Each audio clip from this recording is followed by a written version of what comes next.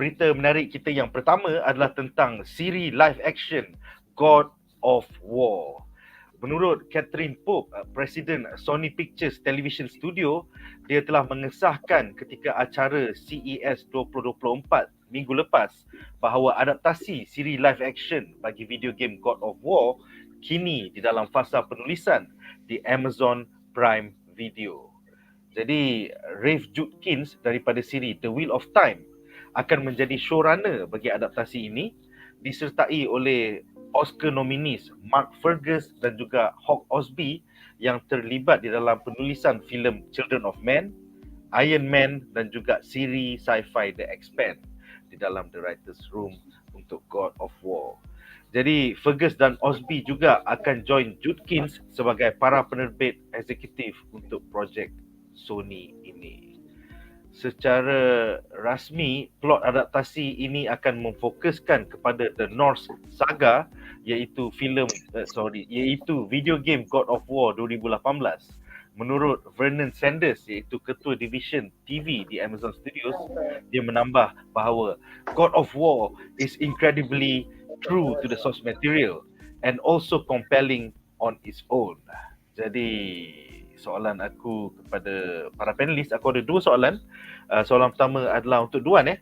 So, siapakah pelakon idaman anda untuk menjayakan watak Kratos di kaca TV nanti? Kita dengar spekulasi netizen ada Jason Momoa lah, Dwayne Johnson lah, ataupun beberapa fan video game nak pelakon suara asal Christopher Judge yang jadi Teal'c dalam siri Stargate, kalau kau ingat Stargate daripada 90s. Stargate. Ya, dulu hitam. So, pilihan kau, Momoa, The Rock ataupun Christopher Judge. Silakan. Of course lah, The Rock. The Rock tu memang hilang akal lah. The Rock makin lama makin jatuh lah dekat Hollywood. Dia punya persona tu dah macam fake gila lah. Ada orang siap expose dia punya fakeness tu kan. Aku macam sedih sebab as a The Rock fan daripada dulu dah lain lah. Tapi itulah, kau kena akur lah kan. Tak boleh buat apa lah. Aku walaupun fan sekarang pun aku dah macam tak ada gila-gila macam dulu lah. So The Rock pun dah tak boleh nak pull audience lah macam dulu. Sebab dia tak macam dulu. Dulu masa dia jadi The Rock, masa dia jadi The Rock dalam WWF atau WWE, dia ada persona dia sendiri tau. So dia jadi watak lain semua. Tapi bila berlakon dia jadi diri dia yang sendiri, tak ada jadi watak tu. So aku imagine kalau dia jadi Kratos, dia jadi diri dia juga macam mana-mana Black Adam ke mana-mana watak pun lah.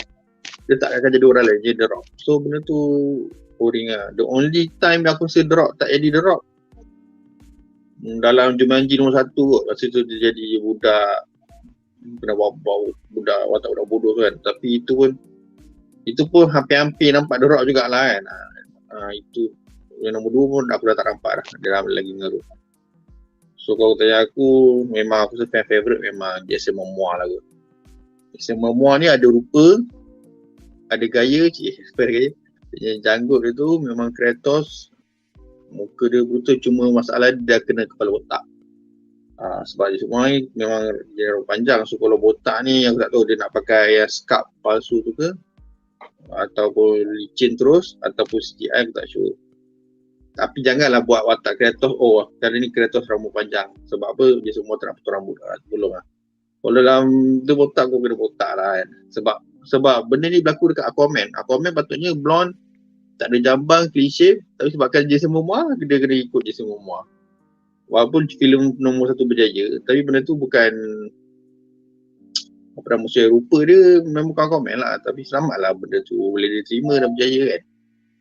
So aku takut macam kali ni aku bawa aku punya aku punya style lah. This Jason Momoa punya Kratos ada rambut. Apa muka dia dah ada, tapi sebab tak botak dia nak ada rambut. Benda yang sama berlaku dekat The Rock. The Rock punya Black Adam botak. Lepas tu Black Adam ada rambut. Dia sebabkan dia tak boleh nak ada rambut, padahal boleh je pakai rambut palsu. Aku tampal je lah aku dah botak, tampal je lah masalah kan. Sebab dulu pun rambut The Rock pun macam tu. Rambut The Rock memang jenis bentuk M, memang sebiji macam Black Adam. Pakai je lah rambut palsu kan. Tapi sebabkan diorang macam, sebab tu cakap diorang tak nak jadi watak tu, nak jadi dia sendiri. So Jason Momoa ni memang sesuai. Cuma dia kena ikut lah rupa dia macam dalam game. at least respect the source material lah. Rupa dah ada kan, the buta semua dah ada, botak lah, ataupun kau tak nak botak, tak nak cukur tak apa, kau pakai make up lah kan, boleh je. Kau boleh pakai bald cap. Kau boleh pakai bald cap supaya nampak betul. Ya, boleh, benda boleh buat, kita buat dia kan. So kalau kau tanya aku memang jasa momah, tapi kalau yang watak asal dalam suara dalam game tu pun memang, tapi dia sebab dia black guy tau, dia kulit hitam sebab Kreator ni macam nampak white sikit kan. Aku tak tahulah. Macam susah sikit lah kot. Kesian juga dia tak ada job, tapi aku rasa dia pun dah tua, aku rasa dia tak kena lah. Dia dapat bagi suara sebab suara memang sedap. Dia dah botox sekarang bro. Dia dah botox, dia dah debat sikit. Itulah. Ini dia suara memang sesuai, tapi dia untuk beraksi, dia pun bukan level A-lister punya pelakon. Dia dulu pun pelakon Stargate tu lah, series screen kecil lah. So dia tak sesuai lah, tu just fan yang delusional lah bagi aku. Kau kena fikir the bigger ni lah. Kalau so, macam fan wrestling nak Triple H jadi Kratos, macam mana tu dapat kau? Triple H dia sebab hidung dia besar tu. Kratos aku tak rasa hidung besar. Memang dia Triple H dah botak kan, jambang pun ada, janggut semua ada, tapi aku tak rasa dia ada rupa Kratos. Dan Triple H pun tak boleh jadi belakang jadi Kratos, dia akan jadi Triple H juga. Kau tengok dalam Blade nombor 3 kau dah tahu dah, dia still Triple H, dia tak boleh belakang jadi Kratos lain. So Jason Momoa ni aku rasa dia akan jadi Jason Momoa, tapi at least dia memang jenis watak dia macam tu, sebab dia pernah jadi Conan. So Conan tu dia pernah bawa watak berbeza sikit tu. So itu maybe ada favorite yang lainnya ni, kita tak tahu lah kan, tapi kau dapat, sebab aku rasa dah sampai masa Jason Momoa jadi banyak watak ikonik. Sebabnya kau tengoklah macam ada orang buat meme macam Johnny Depp lah apalah, he understand the task kan. Dia ada banyak pegang watak yang belik-belik, macam dia boleh jadi orang lain, dia jadi Sparrow, boleh jadi Willy Wonka, boleh jadi gangster. So dia banyak watak ikonik yang orang ingat, muka pun make up macam-macam semua. So aku rasa dah sampai masa Jason Momoa pegang banyak watak yang ikonik juga, sebab dia punya Aquaman dah habis, tapi lepas ni dapat logo. So ni lah masih dia nak luaskan lagi dunia ni, kena jadi fan favourite jugalah kan. Dia selagi kau bawa watak tu banyak macam jenis watak lah, macam kau tengok Margot Robbie tak baby dia, tapi kau bawa kan bagus, orang akan terima juga. So it's time for Jason Momoa to shine lah, for me lah. Nice. Alright, soalan seterusnya adalah untuk Munif. Apakah pendapat anda tentang pilihan Sony untuk mengadaptasikan The Norse Saga, bukan The Greek Saga, untuk siri TV ni? Also, the fact yang Rafe Judkins yang telah menghancurkan Wheel of Time kini menjadi showrunner God of War pula. Ni controversial ni, so silakan. Boleh. Aku rasa flat out series ni akan suck tu. Terus terang cakap, even as a big God of War fan, aku ada zero expectations. In fact, aku fully expect this show to suck. Sebab based on banyak faktor lah sebenarnya. Pasal mula-mula macam Nick cakap tadi, ni showrunner Wheel of Time. So Nick sebagai penonton setia Wheel of Time memang tahulah betapa jahanam show tu. And jahanam satu, and betapa gila babi dia tak respect the source material. That's another thing. Dia memang tak peduli pasal buku kan. So kita dah boleh nampak dia punya DNA kat situ. In an IP yang macam God of War ni, memang orang sayang, memang gamers betul sayang. And kalau kau deviate daripada benda ni, dia akan jadi sangat ketara sebab story dia sebenarnya relatively simple. So any deviation yang kau akan buat, kau akan really affect the fan. And macam kata lah, kau tengok lah dia buat Wheel of Time macam mana, setakat deviate, even bastardize the source material, the IP tu bukan masalah untuk dia orang lah. So kau kena stand by for that. The next thing is that, okay, berita ni aku dah baca lama dah, tapi I guess Nick confirmkan the fact hari ni yang ura-ura mereka nak terus adopt the Nordic adventures of God of War tau, which aku rasa memanglah is incredibly problematic. Sebab kenapa adanya the Nordic God of War ni is sebab cerita God of War and then exploits dekat Greece tu tersangat popular, tersangat orang suka sampai semua Olympians dah kena tapau, semua title dah kena tapau, orang still lapar and dahagakan cerita saya Kratos. So sebab itulah datangnya the Nordic-nya saga. So the Nordic-nya saga does not make the God of War. The Nordic-nya saga tu is benda tambahan sebab the Greek God of War was so good.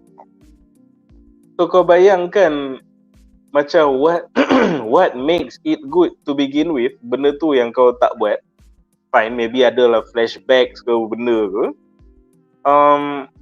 And then kau nak tunjuk benda yang, you know, kalau kau tengok series as keseluruhan lah, benda ni macam DLC lah sebenarnya. The main game kau tak tunjuk, kau tunjuk the DLC kan. So benda tengah berlaku kan. Lepas tu kau kena consider ke, God of War as a franchise in total sebenarnya ada 11 game tau. Kalau kau consider other media lah, macam PSP, the mobile game lah, benda semua kan. So the game ni banyak sebenarnya, but the popular ones is of course the PlayStation, main PlayStation punya series lah, which is God of War 1, 2, 3, Ascension, which is a prequel. Lepas tu baru kau sambung pada 2 episode of Nordic God of War ni. Dari segi nisbah saja kau dah akan cut out banyak gila. Jangan kata story yang best, tapi di sudut kuantiti pun banyak gila kisah pasal Kratos tu yang takkan ada kalau kau ignore the Greek part of the story tau. And benda ni akan jadi sangat disservice to Kratos punya karakter sebab Kratos ni mula-mula kita suka dia sebagai dia this mindless killing machine. Dia tapau Zeus, dia tapau Poseidon, oh bapak Zeus, segala Kronos dia pun apa kena tapau, dia tapau sampai Greece lah tak ada benda kan. So in the beginning kau je suka dia sebab yalah dia ganas, dia brutal, that's a, you know, testosterone male punya escapism. Tapi eventually kau tengok dia sangat tragic tau karakter dia. Macam dia teringat sebab in this lust for power, in this desperation for power, dia terbunuh family dia lah, benda semua yang benda tu haunt dia, regret tu sampai sekarang. Lepas tu baru kau nampak dia start to turn over new leaf, dia start macam nak ada redemption, and dengan anak dia Atreus belajar balik macam mana nak jadi manusia lah apa semua. So bila kau ada God of War yang gila masa Greek tu, then karakter dia jadi full circle in the Nordic punya God of War. So again, aku tak faham bila kau completely cut away the Greek half of the story, you literally kill the character. So macam the Kratos yang kau tengok on screen nanti will not make sense. Kau tiba-tiba terus the Greek Kratos kan. Kau tengok kenapa dia ni emo. Kau tak tahu there's macam banyak gila backstory tu kenapa dia macam tu kan. So kau ingat this just another stoic, big, macam badass, boring, barbarian character kan. Padahal tak, dia very nuanced. So itu dari sudut naratif lah. Dari sudut visual pun, kenapa this is a very bad idea. So kalau korang main game dia, franchise dia daripada day one, kau akan notice visually benda-benda yang jadi during the Greek half tu memang sangat best. It's even more exciting dari benda yang kita tengok dalam the Nordic God of War. In comparison, kalau kau tengok kalau kau dah habis lah the second Nordic God of War punya game, bila kau dah ada the encounter dengan Odin kan, ni Odin kan, so kau tengok Odin lah Marvel macam mana kan. Tapi Odin lah God of War just nampak macam pokcik je. Dia macam pokcik, dia ada magical spear lah tu, okay, dia superhuman tau. So which aku faham dia punya art direction dia dalam Nord mythology, dia nak buat gods more grounded tau. Dia nampak macam orang, tapi dia karate boulder tu terbelah kan. Dia macam tu. Tapi bila kau pergi balik to the Greek side of the story, kan, dia macam kau ada Hephaestus rambut buat pada api lah. Lepas tu kau ada Hades yang nampak macam orang kerja dalam kedai butcher tapi macam binatang. Dia macam the butcher lagi Diablo yang dulu kan. Lepas tu kau tengok Zeus nampak dia control weather semua. Lepas tu kau tak cakap pasal ada Titans lagi. Kau basically bila kau lawan Poseidon kau macam lawan laut. Lepas tu kau lawan Gaia macam kau lawan bumi kan. It's like you're fighting the elements. So all these crazy visuals lah tu aku jumpa Atlas, kau jumpa Kronos yang carry this whole castle belakang badan dia, kau kena lawan boss dia tengah junjung castle itu size kau kena lawan dengan benda tu kan. So benda-benda ni semua tak ada lah bila kau dah pergi ke only pergi to the Nordic punya story kan. And tu baru cakap pasal dia punya deities tau, tak cakap pasal dia punya creatures. So kau cakap pasal creature dalam Greek mythology lagi dah macam-macam. Kau ada the Hydra kan, kau ada Medusa, kau ada the Harpies, kau ada the Centaurs, the Minotaurs. So semua benda ni tak ada. Kau pergilah dekat Nordic tu dia tiada adalah troll sikit, ada dragon sikit. Yang lainnya Nordic punya pantheon ni dia je macam orang biasa, cuma dia super strength. So macam cakap visual wise dia jadi berita ni sangat tak exciting tau untuk aku. Ni awal-awal dah nak jimat duit ke benda ke, so macam tak nak buat alamak tu dipakai banyak sangat VFX kan. So kita buatlah yang Nordic ni gritty, senang kerja sikit. So dari sudut naratif tak masuk akal. Lepas tu kau akan bunuh karakter Kratos tu. Lepas tu visually pun bukannya aku kata game Nordic ni tak best, tapi macam aku kata aku enjoy both God of War games. Tapi visually dia sangat-sangatlah tone down banding dengan the Greek punya story. And another thing kau cakap pasal karakter is the Blades of Chaos. So the Blades of Chaos tu benda tu yang define Kratos. Tu dia duk pakai the Blades of Chaos. So number satu dah lah weapon yang unik. Selalu bila kau main game kan, kau akan tengok macam dia pakai pedang, tak pun ni pakai panah, pakai pistol, what have you kan. Tapi bila first time bila kau main God of War, dia macam whip tapi dia pun blade. So the feeling of pakai such a flexible tapi brutal weapon for the first time kan, Blades of Chaos tu memang is basically an extension of Kratos. Jadi identity Kratos. Lepas tu bila dia pergi ke dunia Nordic ni, dia macam dah insaf, dia tak nak lawan lah benda semua. And then bila one day dia kena pergi ke tu lah lawan dengan dia punya Hela lah kan, pergi ke underworld, Nordic dengan underworld. Dia tak dapat bunuh natang-natang ni dengan weapon usual dia. And then shit, dengan penuh terpaksanya dia balik ke rumah dia, dia buka peti ni sorok tu, dalam tu macam ada bilah-bilah pedang yang salut dengan kain. Dia buka Blades of Chaos. Rupanya dia still simpan selama ni. And bila dia pakai balik, and kita tahu the weight of dia tak nak pakai benda tu. Berapa banyak darah kata dari pedang tu. Tapi bila dia pakai balik, masa main game tu kau macam tengah tengok macam Avengers Assemble kat cinema. Kau macam holy shit, let's go kan. So semua benda ni tak ada lah. Semua benda ni akan hilang. So not only hilang, and bila kau terus pergi ke Nordic punya Kratos, Nordic punya Kratos dia banyak pakai yang Ice Axe yang bini dia bagi tu. So you will have to start with a weapon yang kalau dalam game after 11 games whatever, then kau tidur tukar ni weapon, it's refreshing. Tapi kalau TV series kau immediately terus pakai weapon yang bukan Blades of Chaos, so again just more destruction of the character of Kratos. Kau imagine kau tiba-tiba nak tengok series pasal Wolverine, dia tak ada kuku. Power dia laser mata je, Cyclops kan. Lepas tu kau macam, ni kan Wolverine yang aku kenal lah. Dia kan Wolverine tanpa kuku dia. So macam mana dia buat semua ni? So macam aku sangat-sangat memang tak looking forward to this series. And then tahu pula yang geng-geng Wheel of Time ni yang akan meneraju series ni. So tak terkejut lah, rumor-rumor ni semua memang betul. It's gonna suck. Sebab track record dia tak menunjukkan anything yang membuatkan aku fikir yang dia takkan suck. So it's too bad for the God of War punya franchise. If you're fans of the game, jangan letak harapan tinggi sangat. But if korang baru first time nak berjinak-jinak dengan IP ni, tengok curious ke apa kan, I hope you guys will enjoy it and then actually play the game untuk tahu the full story. So itulah, aku memang sangat-sangat not looking forward to this, unfortunately. Agak sedih. Kita maybe show ni akan keluar 2025, 2026. Aku still berharap I have a sliver yang berharap that penulis tu will fix it lah. Pasal Siri The Expanse is one of the better sci-fi shows in the past 20 years. So harapan aku, walaupun Reeve Judkins ialah showrunner, tapi aku harap ada two writers akan menyelamatkan projek ni. Maybe akan ada banyak flashback kepada Greek Saga walaupun dia dalam Norse Saga. Hopefully. Flashback tak guna lah, sia-sia je. Tapi aku faham kenapa dia dapat Norse Saga, sebab game PS5, PS4 tengah top kan. Sebab tu diorang terus lompat. Sebab diorang nak ambil crowd PS5 macam tu lah.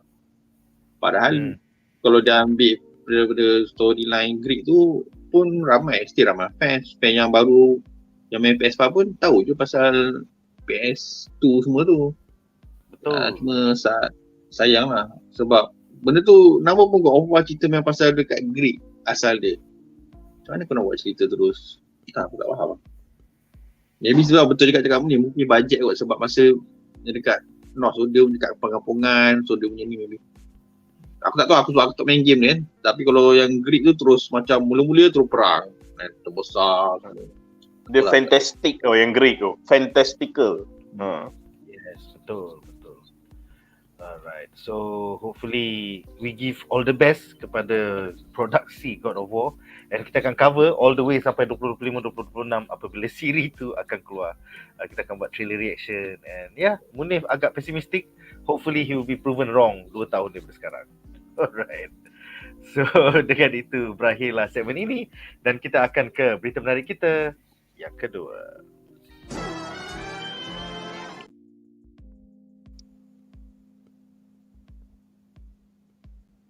Alright, so berita menarik kita yang kedua adalah tentang casting Supergirl, Woman of Tomorrow. Menurut laman Deadline.com, pihak DC Studios akan memulakan sesi uji bakat pada bulan Februari 2024 untuk mencari pelakon baru sebagai tunggak utama filem Supergirl, Woman of Tomorrow. Pilihan utama untuk menjayakan watak Supergirl aka Kara Zor-El kini adalah di antara pelakon Millie Alcock iaitu dari siri prequel Game of Thrones House of the Dragon. Seterusnya adalah Emilia Jones dari siri Netflix Lock and Key, dan yang ketiga adalah Mac Donnelly dari siri prequel Supernatural iaitu The Winchesters. Jadi pengarah James Gunn akan terlibat di dalam proses uji bakat ini, memandangkan watak Supergirl juga bakal membuatkan penampilan cameo pertamanya di dalam filem Superman Legacy tahun 2025 yang hanya akan memulakan sesi penggambarannya pada bulan Mac 2023. Filem Supergirl, Woman of Tomorrow masih di dalam proses mencari pengarah, walaupun skripnya sekarang tengah dikendalikan oleh penulis Ana Noguera. Jadi soalan aku untuk segmen ini ada 2. Soalan pertama adalah untuk Duan. So, siapakah pilihan anda untuk menjayakan watak Supergirl pada era DCU Chapter 1 nanti? Kita ada satu Targaryen, dan kita ada satu Winchester, dan then kita ada satu Locke. So, semua ni pelakon-pelakon siri TV yang maybe akan jadi Supergirl. Kalau kau nak tengok gambar dia boleh aku tunjuk. Alright, so kita ada Millie Alcock, Emilia Jones dan juga Mac Donnelly. So, pendapat kau? Mac Donnelly kot yang nampak rupa Supergirl sikit. Aku rasa lah sebab maybe sebab dia blonde kot. Dan Millie Alcock dengan Emilia Jones tu macam tak berapa nampak Supergirl sangat kot. Mac Donnelly tu aku rasa ada rupa Supergirl. Mac Donnelly macam pernah best tengok dia berlakon cerita apa? Mac Donnelly berlakon dalam cerita Winchesters, siri TV prequel Supernatural dekat CW kalau kau pernah tengok. Tapi memang look dia fresh lah. Kalau kau tengok yang fan art ni AI art tau, guna muka Mac Donnelly. Memang nampak Supergirl je. Dia memang nampak Supergirl tu. Yang Millie Alcock tu pak, AI pun tak nampak. Orang nampak AI pun tak edit muka dia. Memang tak nampak. Yang dekat banner tepi ni nampak macam cosplayer. Betul lah. So yang apa tu, kalau bertanya aku Mac Donnelly tu lah. Aku tak kenal semua-semua ni. Tapi dia memang perlukan fresh meat, pelakon baru, dan nampak girl lah. Janganlah cari ambil Margot Robbie juga nak jadi girl. Dia dah woman kan, dia dah tua lah. Sebab kan dia popular, ambil dia tak payah. So ambil terus pelakon baru, buat casting apa semua.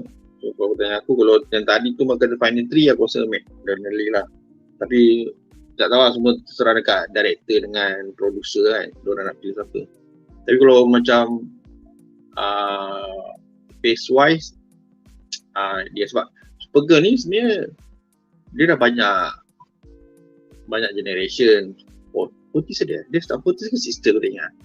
So masa 40s or 60s orang yang lukis, so rupa dia lain.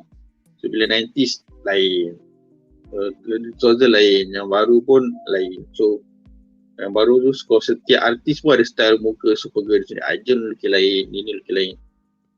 So dia pun tak ada rupa yang spesifik. Macam aku paling suka rupa Michael Turner lah, mendiang Michael Turner lukis. Supergirl yang paling hot bagi aku lah kan. But then tak ada satu pun yang macam okay dia ni adalah Supergirl, tak ada rupa macam nak kena cari sebiji, tak ada. Sebab dia Supergirl janji kau blonde dan muka nampak muda dan dia tak berisi, dia lebih kepada kurus. Dia tak macam Power Girl ataupun Wonder Woman. Wonder Woman patut kena buff sikit ataupun berisi, tapi selama kau ambil model kurus kering, keding pun boleh jadi. So Supergirl ni lebih macam tu, dia kena tak ambil yang berisi ataupun muscular sangat, kena kurus. Macam dia sebenarnya kalau kau tanya aku, dia lebih pada cheerleader punya body. Betul-betul memang cheerleader. Dia punya kostum pun cheerleader sebenarnya, skirt lah apa semua tu. So tu memang cheerleader punya frame body lah. So dia senang je. So muka dia, tapi itulah bila kau tanya aku, semua orang boleh Supergirl, tapi kenapa yang dia ni tak nampak kan? Aku tak rasa muka dia seksi. Memanglah Supergirl dia tak ada spesifik muka dia kan. Tapi aku rasa yang tadi tu kena sebab ada satu lukisan Arjun ke siapa tak, lebih kurang muka macam perempuan tadi tu. So kalau kau tanya pendapat aku lah kan. So janji bukan brunette or black, rambut black lah memang kena. Sebab rambut black version dah ada yang dekat The Flash. Itu pun menjadi sebab rupanya itu bukanlah sepupu Superman ke anak Superman ke. Dia bukan anak Superman yang kita assume. Punya dia memang betul sepupu, tapi di version lain rambut black. Still ni. Tapi benda tu dah ada, tak apa. Berjaya, bagi aku berjaya. So kita kena bawa balik Supergirl yang blonde. Buat formula. Betul. Aku rasa ramai fans nakkan Sasha Calle daripada filem The Flash hari tu.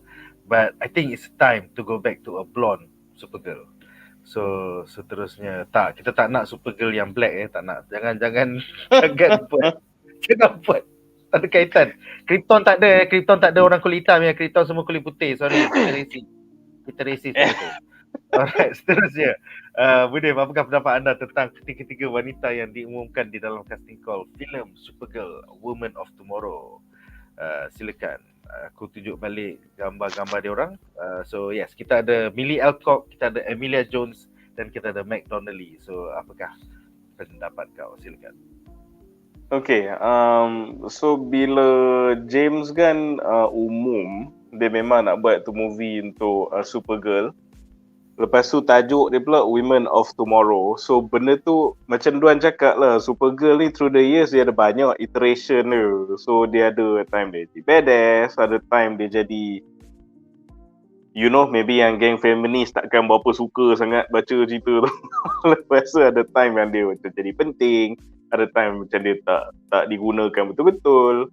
The funny thing about Supergirl is that sebab dia memang banyak sangat iteration yang at least bagi aku lah, even now when you read the Supergirl punya stuff kan, kau rasa macam kau still tengah kenal Supergirl tu siapa lah. So it seems to be always be a new iteration of the character. So tapi James Gunn dah setkan dia punya parameters. Dia dah kata ni untuk Woman of Tomorrow.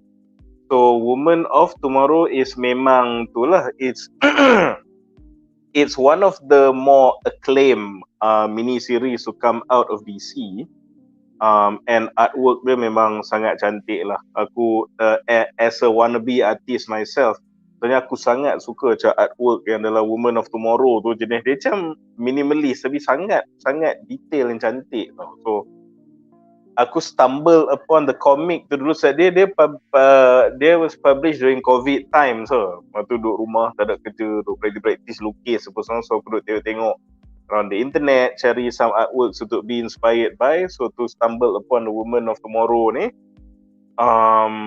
So bila tengok aku macam dia Supergirl kan. Artwork dia cantik tapi macam I don't really give a shit about Supergirl.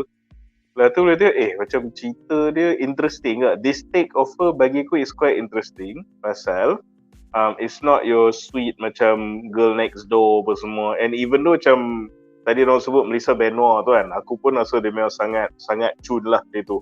Memang pretty gila that actress tu. Tapi dia punya version of that Supergirl macam kerja fashion lah apa semua macam, these are the things yang buat aku tak suka Supergirl in the first place. Tapi again going back to the casting, so the Supergirl lah Woman of Tomorrow, this iteration dia agak how to say memang bukan it's not your girl next door lah, sebab dia macam rebellious, dia ada existential crisis, dia banyak mencarut lah, dia you know, bila aku kata dia mencari tempat dia dalam dunia ni, not in a wholesome way tau. Tapi dia more tu macam kelak lu datang bumi, kau baby, kau tak perasan pun planet kita meletup kan. Aku nak tengok semua orang meletup, semua orang mampus. Lepas tu aku dah latas untuk protect kau. Bila aku dah sampai ke bumi, aku sampai to a world where not only kau dah tak perlu aku protect kau, tapi everyone just, when they see me, it's through you tau. So aku patut protect kau, kau tak perlu aku. Tu semua macam Supergirl ni Superman punya ni. Dia ni Superman punya ni. Dia kena Superman, dia Superman punya ni. So macam apa benda aku ni? Aku nak protect kau tapi aku jadi second hand citizen to the people when it comes to you. And then aku actually saw our world musnah. And then macam aku ni hidup ni sebenarnya untuk apa sebenarnya?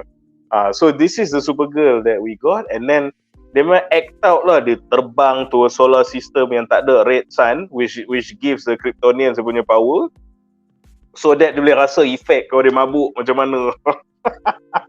This is the kind of Supergirl yang kita dapat. Teenager yang acting out ni. They're acting out. They're really lah tu macam dia rebellious teen satu. And dia bukan je macam, to a certain extent, it's not just your harmless rebellious teen. Dia pun macam very morally ambiguous juga tau. Sebab dia very nihilistic tau. Dia macam in a way almost suicidal juga. Dia tak mau hidup tau. Ada one time dia dengan dekat planet mana tu, and one reason aku tahu kenapa James Gunn pilih this particular story, sebab dia memang macam Guardians of the Galaxy jugalah, with your weird creatures pergi planet itu ini.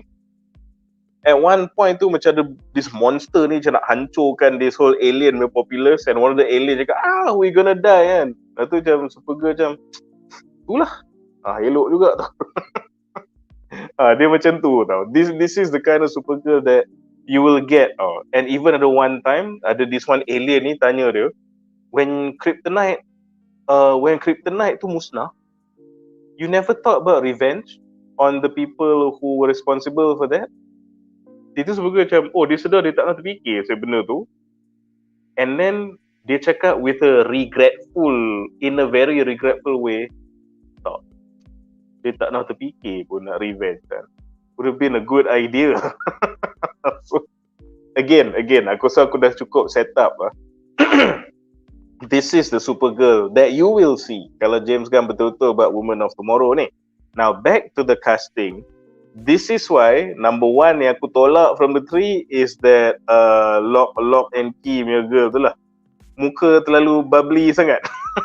Aku tak tahu kalau dia boleh bawa that character lah, Emilia Jones kan. So I'm pretty sure she's a good actress. I like what I saw of her in Lock and Key. Tapi for this particular version of Supergirl, aku tak rasa dia boleh bawa. Kalau tengok muka dia saja tak convince. Okay. Surprisingly, pasal Emilia Alcock dengan Meg Donnelly ni, aku rasa dilema tau. Dilema pasal apa? Sebab kalau nak cakap pasal rupa, hands down is Meg Donnelly itulah. You know, she has that, blondie, hottie, cheerleader look. Macam Duan cakap juga tadi. Atau nampak muka dia pun macam cheeky sikit. Maybe boleh carry that very rebellious and naughty Supergirl kan. Tapi, the problem is that aku tak pernah tengok anything that this Meg Donnelly was in to make an informed opinion whether dia boleh jadi the best Supergirl ke tak tau. Sebab ni based on rupa je. Millie Alcock walaupun sekali tengok okay tak nampak macam Supergirl, and aku rasa this is a bad picture of her juga tau. So there are other pictures yang bila kau tengok kadang nampak macam Spider-Gwen pun boleh jadi tau. Dia nampak from certain angle macam maybe with her tambah demeanor dia lagi besar macam boleh jadi Supergirl. But one thing for sure is that we know she's a phenomenal actor tau. Kita tahu dia power berlakon. Tu dia dah ada lah CV dia. Tapi macam cakap lah, this is a different Supergirl. This is a very different Supergirl that we're talking about. Kalau dia nak adapt the Woman of Tomorrow ni kan. So aku rasa the Woman of Tomorrow is probably the most complex iteration of Supergirl characterization wise. And a role macam ni, dia tak cukup with just a pretty face. Dia tak cukup with just a muka yang macam keluar dari panel comics. You need to be able to act the nuances of that character tu juga. Which aku tahu hands down Millie Alcock boleh buat. Tapi at the same time, Nolan ni tu memang nampak memang blockbuster lah. Dia memang seketul. She looks the part. But can she act the part? Sebab macam ni lah, okay, kita baru habis Academy Awards kan. So kalau kau tengok rupa, okay, macam kita ambil contoh Oppenheimer kan. Kau tengok si Cillian Murphy tu, and kau tengok gambar real life Oppenheimer, they look nothing alike. Tak sama langsung. Tapi bila kau tengok Cillian Murphy berlakon, dia cara dia stand to distance, cara macam kau tahu macam Mamat ni sentiasa tengah sakit tanpa dia dia tak dramatik. Dia just bawa diri, cakap dengan bini, cakap dengan kolik macam mana jalan, cara dia tenung padang pasir, cara dia pakai topi dia tu macam tengok nampak sebiji macam Oppenheimer photos. Tapi bila kau tengok macam bila dia Cillian Murphy mode ambil award dia macam tak nampak langsung macam Oppenheimer. So that is the power of, aku tak tahu lah, something about really good acting. Even macam Pedro Pascal. Kau tengok Pedro Pascal pun dalam The Last of Us tak nampak macam Joel langsung tau. Dia some Latino guy nak jadi some scruffy white guy. Tapi cara tak tahu lah, cara dia cakap, cara dia bawa diri dia, cara dia interact dengan orang, macam dia tak question dia Joel. So saya tu cakap, that's the dilemma lah. So again, aku setuju dengan korang, McDonnelly, she definitely looks the part. Tapi boleh tak dia jadi this effed up Supergirl? This effed up version of Supergirl remains to be seen. Millie Alcock aku tahu boleh do that, hands down. Tapi yes, visually dia kalah dengan McDonnelly tu. So bagi aku stuck between these two, and it'll be interesting to see who gets the job. The best case scenario would be McDonnelly actually boleh berlakon. That's the best case scenario. That bayangkan rupa dah macam tu, and then dia boleh jadi macam that nihilistic, depressed, existential crisis punya super powered teenager tau. That would be perfect. That's the best case scenario. Dan itulah, menarik lah untuk disaksikan, tengok siapa dapat kan. Tapi yang harap-harap yang Lock and Key tu terkeluar lah daripada saingan. Aku rasa yes, yang pelakon Lock and Key tu was the weirdest choice, because you want to go from Sasha Calle, which is a brunette, to a blonde Supergirl, but you know, Emilia Jones is brunette. You know, so it's kind of weird. We need to go back to a blonde, and I hope yes. Aku percaya bahawa McDonnelly boleh berlakon, bro. You should watch a few episodes of The Winchesters on CW. Walaupun it's not as awesome as Supernatural, tapi nampak lah vibe Supernatural tu ada, and they berlakon jadi the mother and father to the Winchesters yang dalam Supernatural. It's pretty cool. It's pretty cool. Yes. Alright guys, so dengan itu berakhirlah berita menarik kita yang kedua. Sekarang kita akan ke berita menarik kita yang terakhir.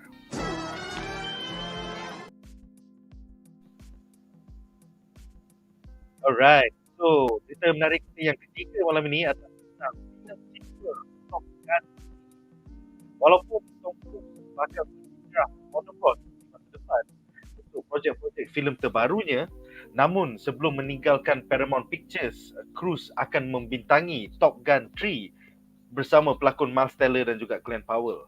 Pengarah Joseph Kosinski daripada filem Tron Legacy dan Top Gun Maverick akan kembali untuk mengarah skrip nukilan penulis Aaron Kruger daripada filem The Ring dan juga Top Gun Maverick. Jadi untuk segmen ni aku ada 2 soalan. Soalan pertama adalah untuk Duan. Apakah pendapat anda tentang hajat Tom Cruise nak buat filem Top Gun 3? Top Gun Maverick bukan tak tengok lagi. So apa pendapat kau Duan? Silakan. Ya, Top Gun Maverick tengok. Top Gun aku tak nak tengok lagi. Naked Gun. Doesn't matter, malah nak tengok kalau tanya aku yang bukan fan Top Gun ni, tak payahlah, retikan je lah. Buat penat kau je Tom Cruise. Nak belah-belah je lah. Kena buat lalas ni apa. Kalau nak buat kali terakhir lah, apa belah je lah. Selalu orang kata yang ketiga ni memang takkan jadinya. Mesti flop. Form flop. Okay. Pada benda fan Top Gun sendiri juga.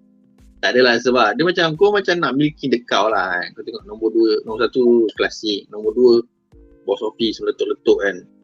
Antara comeback Tom Cruise yang paling best je cerita. Tapi bila nombor 3 tu kau buat sebab sebab nombor 2 percaya.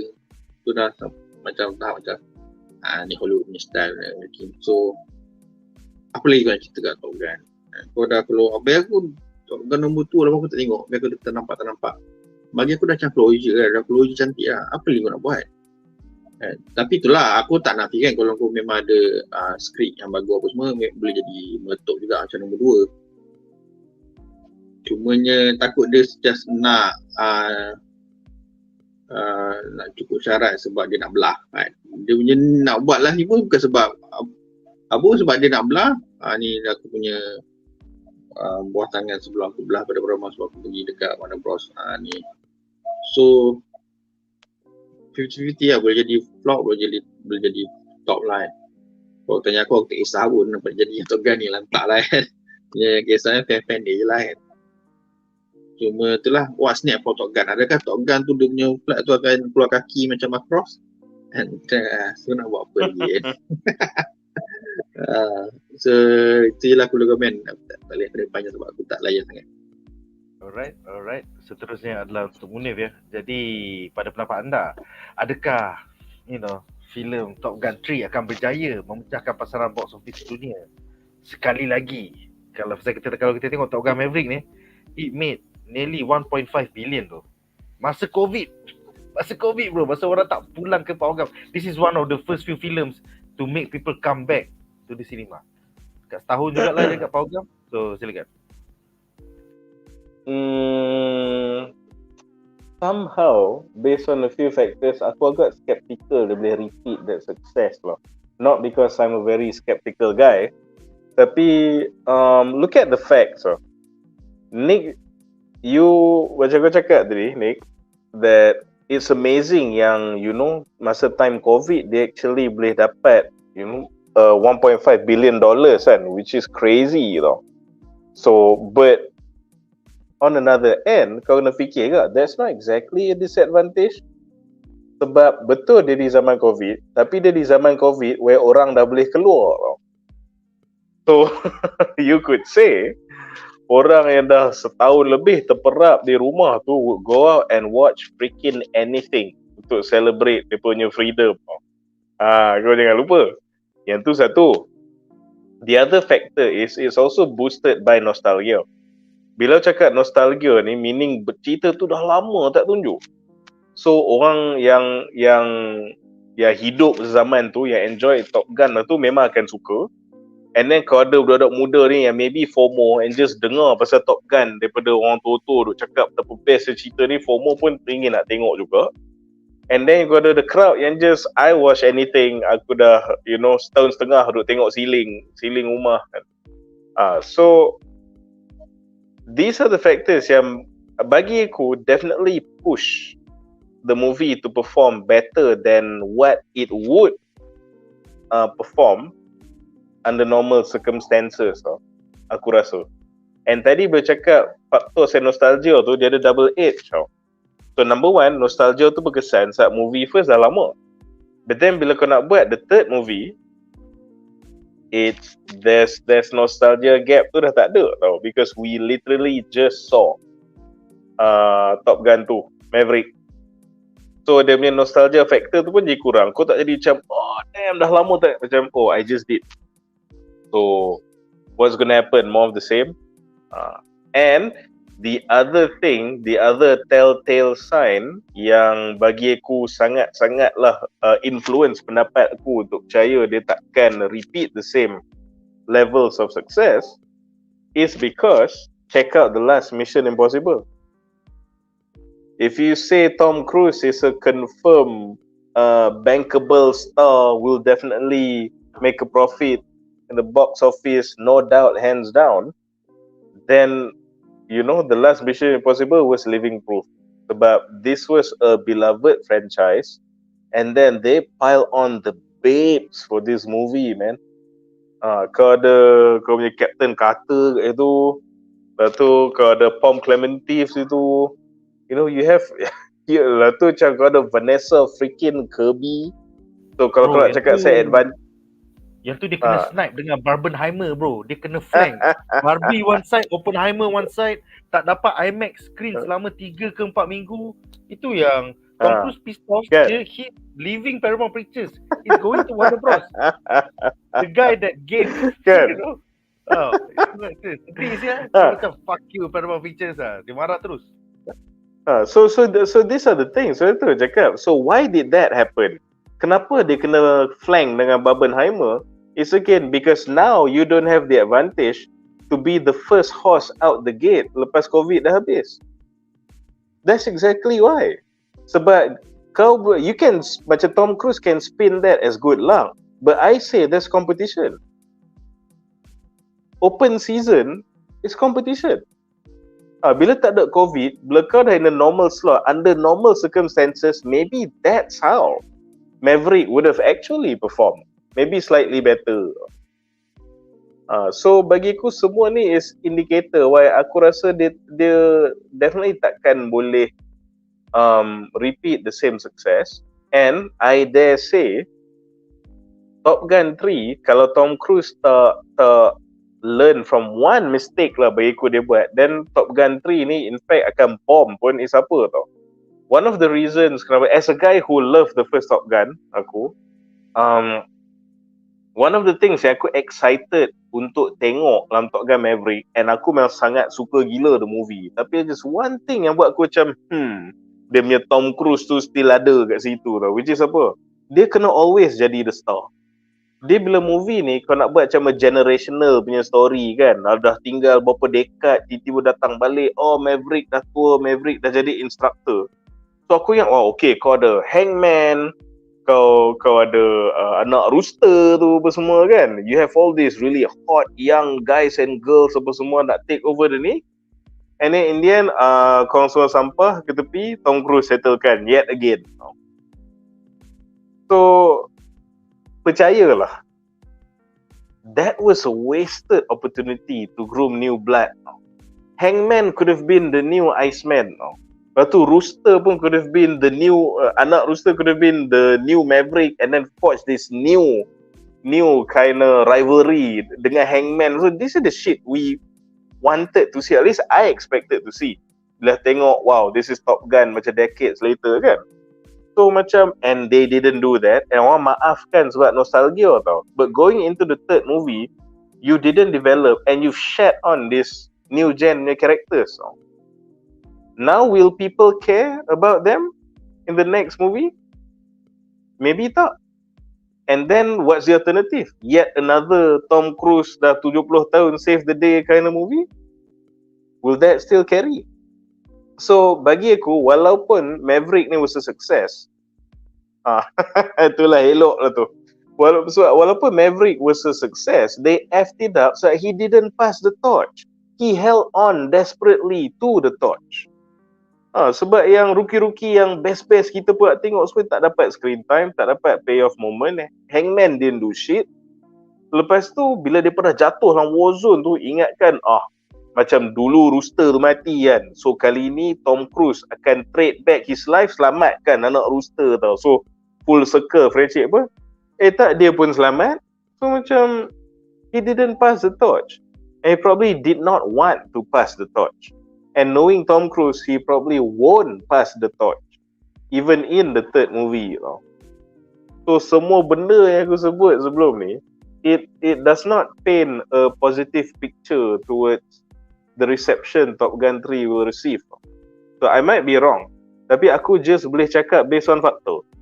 Benda yang kita dah tengok, benda yang dah jadi banyak kali, benda yang dah in dollars and cents dah terpampang, I can safely say that they won't repeat the success, and there's even a danger of it bombing. Betul. Ya, aku takut juga dengan this last gamble ni for Top Gun 3. Macam dikatakan it might fail. Pasal kita dah nampak Mission Impossible pun fail bila kau lawan dengan Barbenheimer. So and then we don't know. Kita tak tahu nanti dia keluar nak lawan dengan siapa pula. Bila whenever talk, okay, dia kata Barbenheimer as dia punya excuse this unlucky situation, macam mana dia orang kena ni kan. But the other years takkan ada some other blockbuster pula keluar. betul. Who know, you might coincide with the new Star Wars movie. You might coincide with New Empire, Godzilla X Kong. You might coincide, who knows, tiba-tiba ada some big screen new LOTR punya project. Betul. Avatar. And then lawan Avatar ikan yang lagi ke, besar daripada kau. Kan? So if you say macam competition tu is an unlucky factor, then you did. Because a competition is not an unlucky factor. Competition is always a factor. It's a constant factor. It's an expected factor.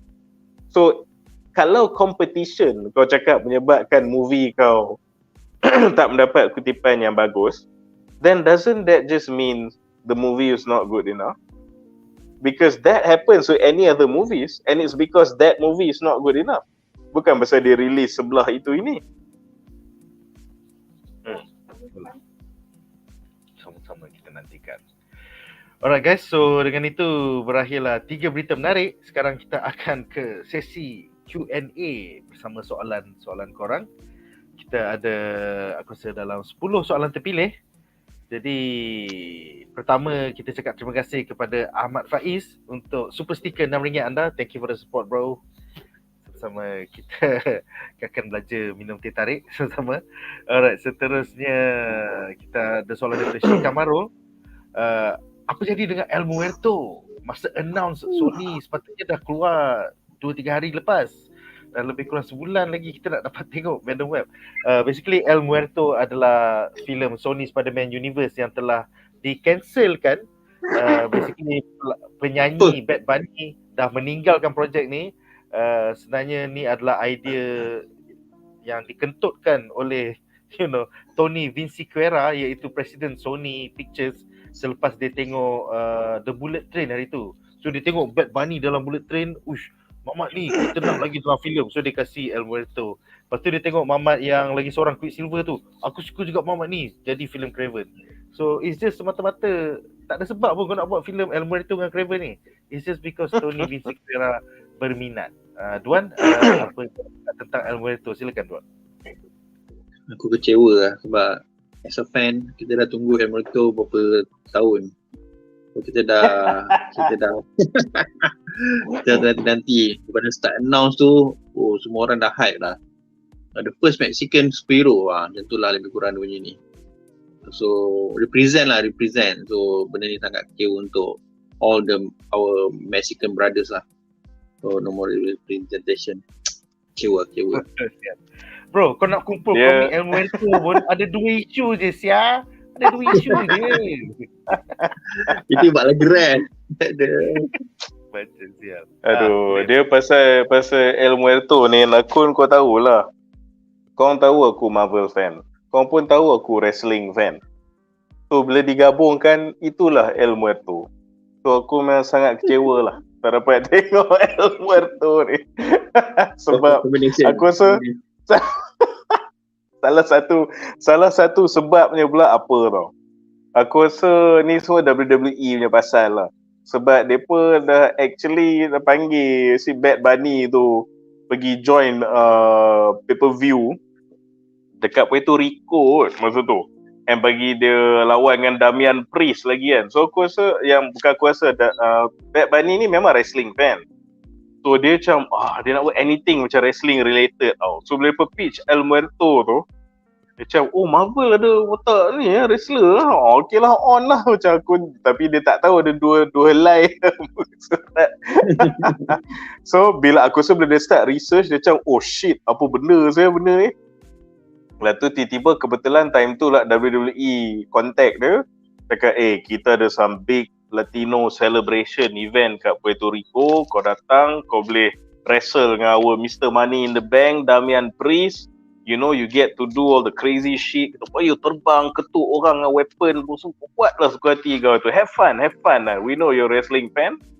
So Bad Bunny did that, and as much as aku tak suka the guy as a singer musically, man, kalau dia actually jadi wrestler, he would have been a good wrestler. Gila babi juga Mamat ni. As someone yang first time buat, and dia buat all this suicide dive semua tak heran tau. So aku rasa Bad Bunny dah dapat dia punya fix kat situ. So kita daripada aku berlakon dalam movie bodoh watak bodoh aku dah jadi wrestler. Aku dah penuhi impian aku. So peace off El Muerto. Yes, so kita telah diselamatkan daripada satu filem Sony Spider-Verse yang tanpa. Thank you Bad Bunny. So aku harap terjawab soalan kau tadi. Alright, seterusnya Muhammad Hasim bertanya.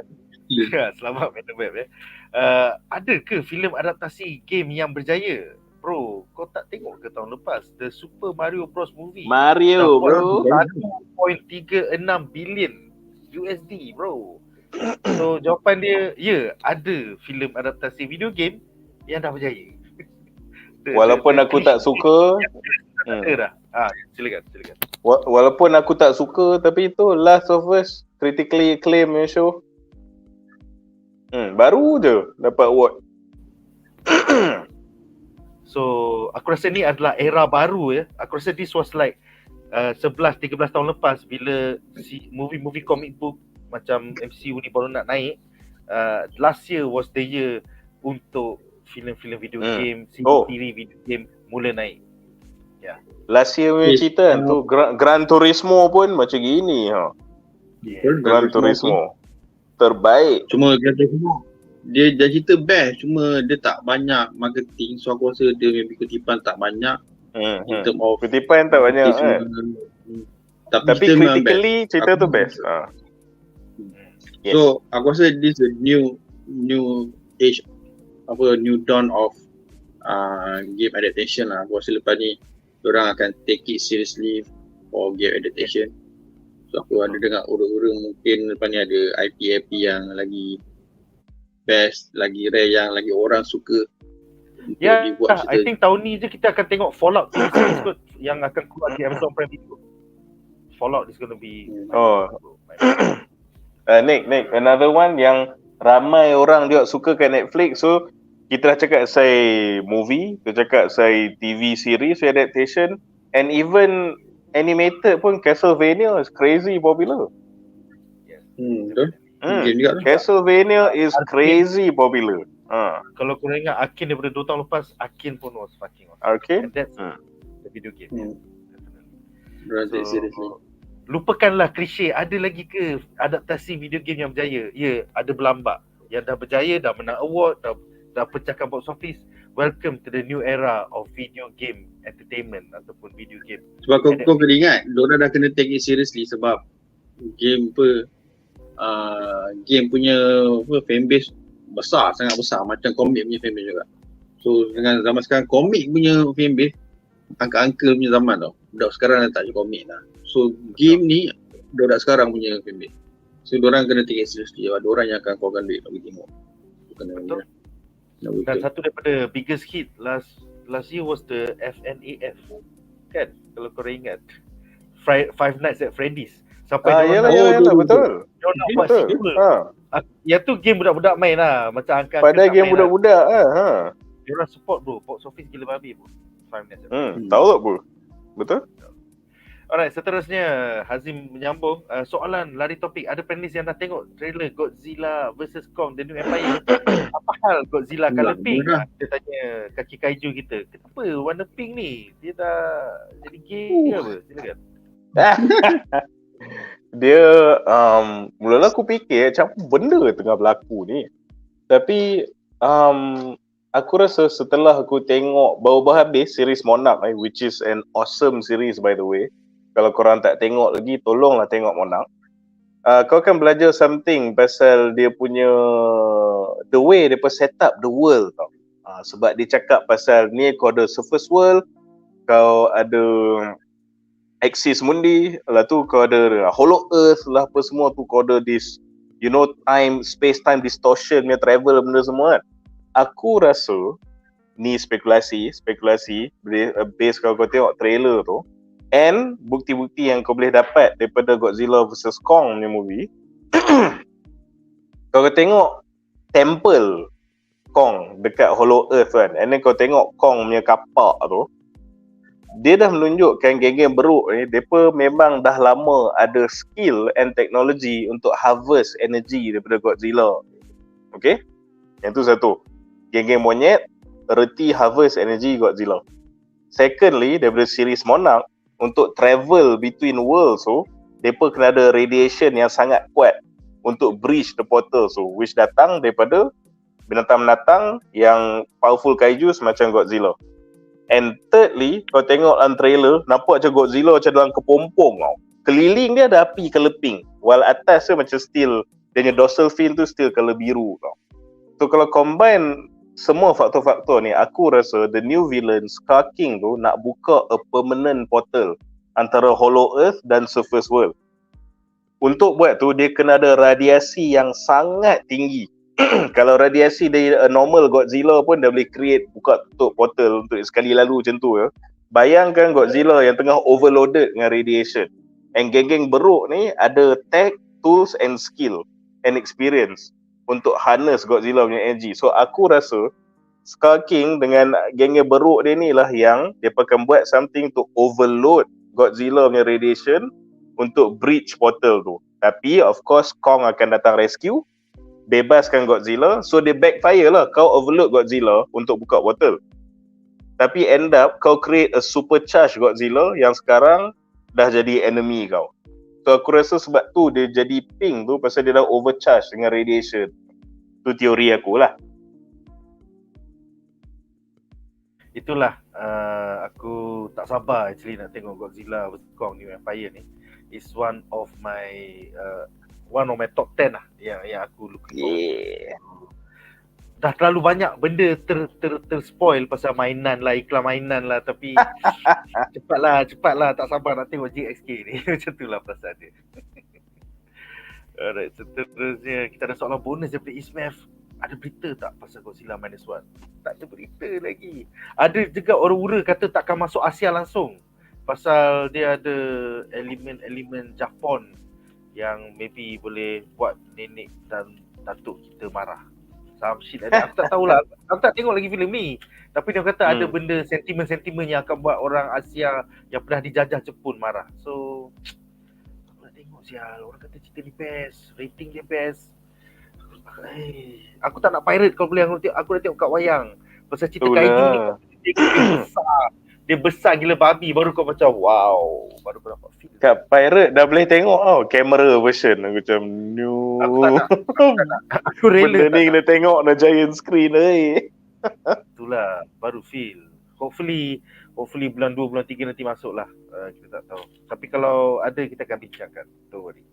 Alright, seterusnya Jolati bertanya, panelis yang dalam The Flash tu Supergirl lah kan? Yes, dalam filem The Flash tu adalah Supergirl daripada dunia alternatif yang dilakukan oleh Sasha Calle. Unfortunately dia tidak akan kembali ke DCU sebab tu dia orang recasting with a blonde Supergirl. Alright, seterusnya kenapa DC tak kekalkan Melissa Benoist? Pasal kontrak Melissa Benoist adalah bukan dengan Warner Bros tapi dengan The CW. iaitu syarikat TV di bawah Warner Bros. lain tu. CW Lagipun ya, DC lain, DC Studios lain. Ya, silakan. lagipun tak sesuai lah. Macam orang kata lah, untuk untuk the Woman of Tomorrow version of Supergirl, dia Melissa Benoist ni sweet sangat lah. Aku tak tahu dia boleh carry that raging, nihilistic, existential crisis punya teenager tu. So I don't think so. Walaupun dia sangat-sangat cute. Yes, Melissa Benoist cute. Aku tonton dia sejak Glee lagi. Alright, seterusnya Ahmad Muaz, last 6 questions. Ahmad Muaz bertanya, soalan out of topic. Cersei dah confirm akan ada dalam Creature Commandos. Kita akan bincangkan ni sama ada esok ataupun hari Isnin depan. So sama-sama kita nantikan. Kalau esok atau hari Rabu most likely adalah Hadi dengan Fik yang akan bincangkan. So yang si Yennefer tu jadi kan, pelakon Yennefer. Yes. Jennifer terjadi. So we'll talk about it later. No worries. Alright, seterusnya Nameless bertanya, siapa je villain Supergirl? Kalau sama dengan Superman bosan lah. Kita ada kaki komik. So apa pendapat korang? Siapakah villain Supergirl yang memberangsangkan? Korang ingat tak from your comic reading days? Commute Duan. Okay, sekejap. Silakan Duan. Unmute diri kau.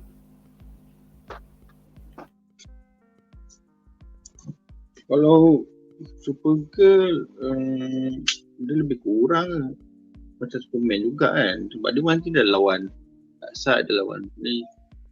Aku tengok series Supergirl, tahulah kot lebih kurang tu je lah. Aku pun tak baca sangat komik Supergirl. Ada tapi kalau dia ikut komik Woman of Tomorrow, dia lain tau. Dia masa tu dia dekat planet lain. So dia punya premise lain. Aku rasa musuh baru kot. So tapi tak tahu, takut dia ambil title je Woman of Tomorrow tapi sebenarnya cerita lain, ataupun dia ikut exactly komik, maknanya dia new villain ikut komik lah, kalau tak silap aku. Tapi kalau dia banyak juga boleh lah. Macam aku sure dia pun ada Rogues Gallery dia juga, tapi the problem Supergirl, some of bila kau tengok dia punya memorable macam fights kan, pun sorry to say memang akan lawan dengan Superman punya villain. So tengok dia bergasak dengan Brainiac, dengan Black Adder, Maxwell Lord, Lex Luthor apa semua. Lepas tu tiba-tiba bila macam Woman of Tomorrow ni, kalau ada this one-off mini-series, adalah dia lawan macam dia punya own original villain lah. Aku tak ingat nama alien tu. Tapi lepas tu aku tak rasa kita dah nampak dah macam that character outside of the mini-series. So dia unfortunately quite limited lah. And even the best fights is the ones kau tengok lah Assemble punya story lah, bila ada Justice League, dia pun lawan dengan Darkseid sekali macam tu. Dia tak ada dia punya own compelling original villain. As far as yang aku tengok lah, maybe lah dia punya mini series ni ada someone interesting who's not Superman villain, but in continuity not really lah. Alright, semoga terjawab soalan kau Nameless. Seterusnya Arash Farham tanya, panelis setuju tak kalau dalam movie kedua Supergirl nanti dia gang dengan the Legion of the 30th century, the Legioness? Is it good? Because nanti nice dia ada Brainiac 5 as a love interest. I think that'd be cool that kita pergi ke the Legion of the Superheroes in the 30th century. Maybe guna time travel ataupun guna spiral staircase Superman dekat dia punya citadel tu. It's a fantastical side to the Superman mythology, predominantly in the 60s.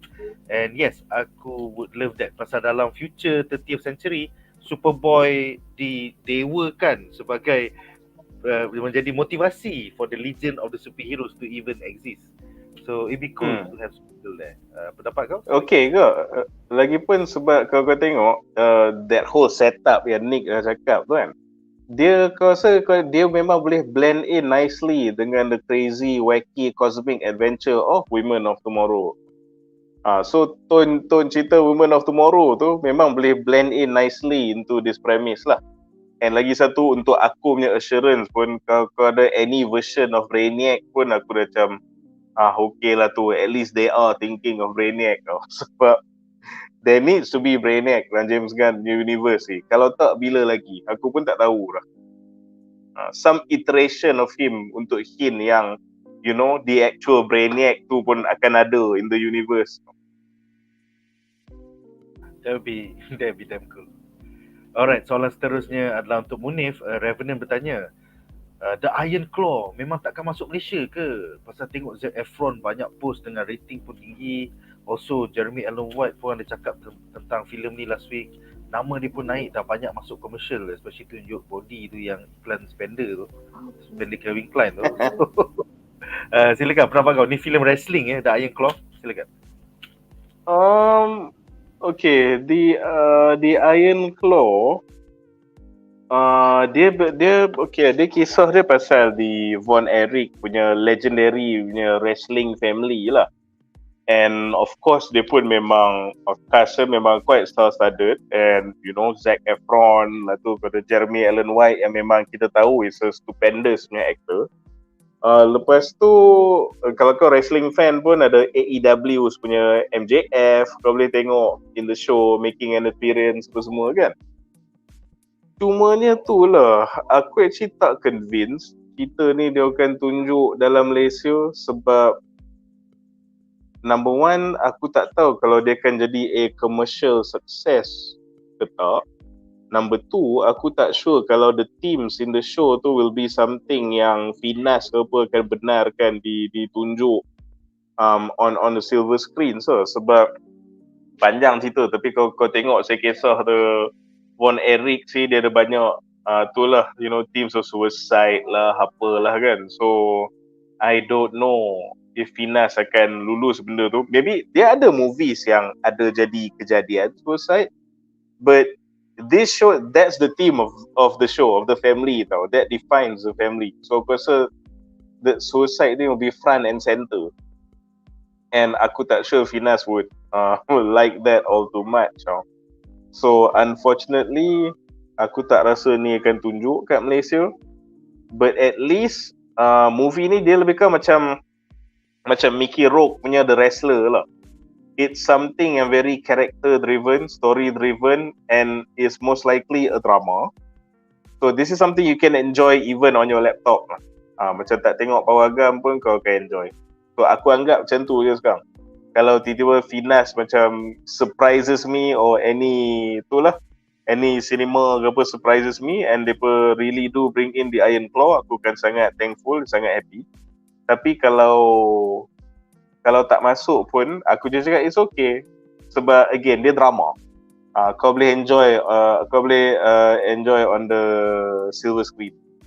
On the small screen. Enjoy kat laptop pun tak apa.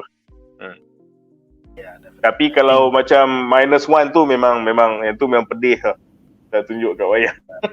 Aku rasa The Iron Claw ni lebih kepada biopic, so dia macam it's not gonna make money at the cinema anyway, you know. That's the thing.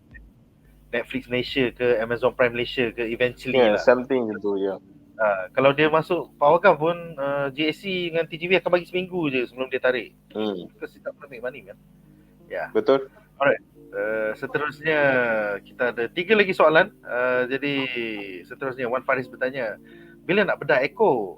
I see no reason, atau aku tak motivated untuk even watch Echo. Aku lagi rela menonton Pendekar Awang last weekend daripada 5 episodes of Echo.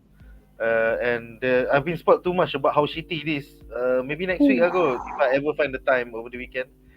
Kuasa pun tak sama dengan Pukimak. Aku macam marah gila babi siapa bodoh siapa cerita ni. Alright, so seterusnya, bilakah Mission Impossible Dead Reckoning sambung part 2? Jadi kita ada latest update daripada bulan Oktober 2023 bahawa Paramount dan Skydance telah push back filming of Mission Impossible Dead Reckoning part 2. It was supposed to keluar tahun ni 28 Jun 2024. It will come out in 23 Mei 2025. The reason for this pushback is because of the writers and actors strike telah menolak produksi ni. At the same time, they are saying that they might not even call this Mission Impossible Dead Reckoning Part 2. It might just have its own title. Maksudnya maybe Christopher McQuarrie dengan Tom Cruise nak rewrite ataupun give it a more punchier ending, because Dead Reckoning Part 1 kalah dekat Barbenheimer. So they gotta make it more sexy, they gotta make it better. Jangan terlalu masturbation. Aku nak buat yang ni lah. Aku pun nak buat yang ni. Kita buat yang kita api lah. Kita lompat lah. It's like they're just having fun, tapi they're not telling a real good story. They just, berapa gila kita boleh buat aksi ni. So, come on man. Go back to good story. Alright, soalan terakhir untuk malam ni oleh Mike Lee. Terima kasih untuk super chat anda sebanyak RM30. Soalan menyelip. Adakah our all-time favorite director Christopher Nolan will finally win an Oscar? Alright, so sekarang ni tengah award season.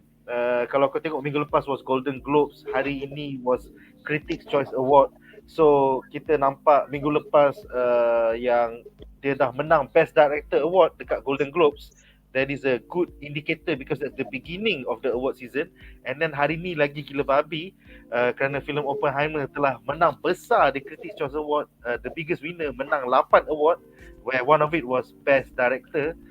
So I believe dah 2 minggu in a row on the award season sikit ni, satu indikasi bagus bahawa pengarah Christopher Nolan kita maybe will be the favourite going into Oscar, which is penutup award season, I think bulan depan I can't remember, but yes, there is a high chance Abang Nolan kita boleh menang Oscar akhirnya. So apa pendapat kau Duan?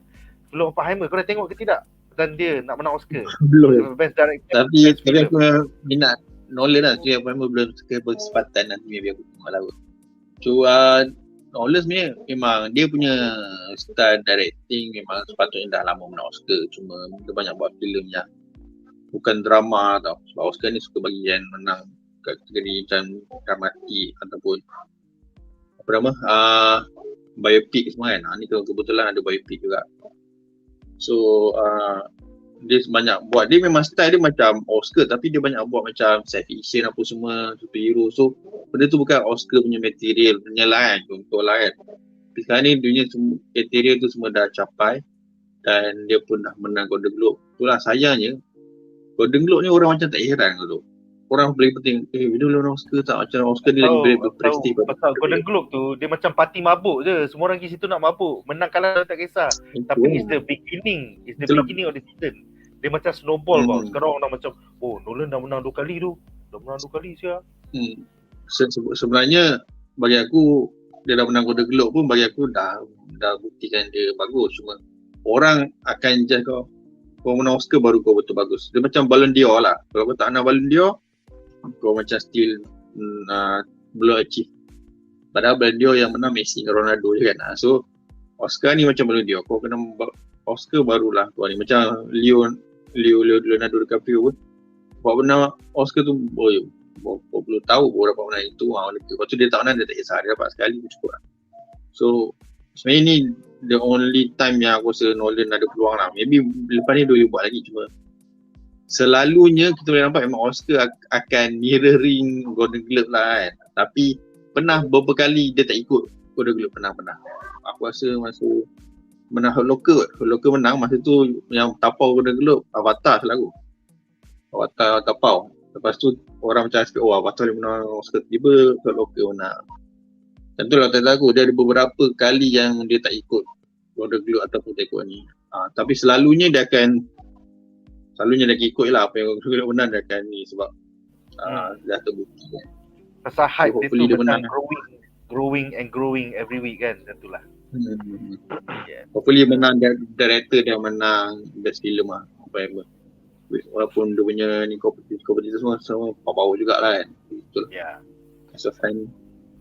Alright. Munif, going into the BAFTAs, going into Screen Actors Guild, Directors Guild dan banyak lagi guild. So there's like a lot more award shows which will end with the Oscars. Apakah pendapat kau tentang Nolan's chances? Silakan. Aku rasa it's pretty much a given that he will get it. Lepas tu dah lah macam dia buat biopic pasal an American icon lagi kan. So there's that slight biasness di situ. Dia macam ni lah. Aku rasa dia memang akan jadi perjalanan yang sama dengan DiCaprio jugalah, which is DiCaprio won for a role that was not his best work, but he deserved it for his career. Faham? Macam The Revenant tu bukanlah his best movie or best role, banyak lagi other role dia yang gila babi best tapi was unjustly not awarded tau. So justice is served walaupun at a role that was not his best. So feeling aku is the same pasal Nolan and Oppenheimer ni juga. So aku suka every single one of his movies, and aku rasa Oppenheimer was probably the weakest tau. Tapi true to fashion macam Leo juga, he will win an Oscar for a movie that's not his best work, but his career deserves it. Aku rasa that's what's going to happen. So jadi perjalanan sama dengan Leo. He will not win it for his best work, but he'll get it because, you know, you guys fucked up the past few years and tak reward him when he deserve it, so he should get it now. Not to say macam this was his best movie pun, tapi I have no complaints. We get it. He deserve it. Macam through the years, so banyak dah movie that has entertained us, has got us mind blown, has made us, you know, believe in cinema kan. Especially sekarang aku rasa kau ada more appreciation of movies like this with all the comic book adaptations just effing up, just shoveling garbage down your throat kan. So barulah, you know, then you realize since day one, compelling stories has been there all along despite all the popcorn stuff. So thank you for staying there even through the orang kata comic book movie punya renaissance.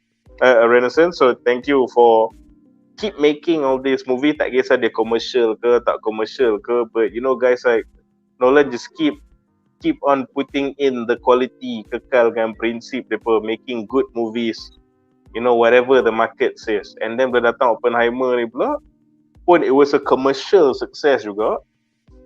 So, you know, he deserves all the accolades even though this is not my favorite movie of his. He deserves it and he will get it. I'll be very surprised if he doesn't win. And aku rasa there'll be an outrage if he doesn't win. Kau tengok lah nanti. Aku takut Greta Gerwig menang je Best Director tiba-tiba kan untuk Barbie. Tak, sebab tu aku letak that last bit of kerisauan tu pasal itulah, because on the other hand, because of the landscape of Hollywood these days, especially socially kan, kau kena fikir juga macam how dare you tak bagi Barbie menang.